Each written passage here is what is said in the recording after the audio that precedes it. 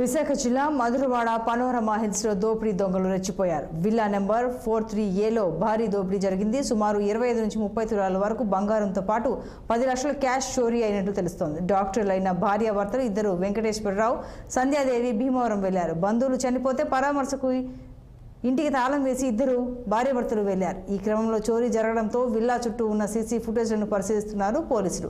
సంఘటన ప్రాంతాన్ని additional DCP Mahesh, ACP Venkatrao నిశితంగా పరిశీలించారు.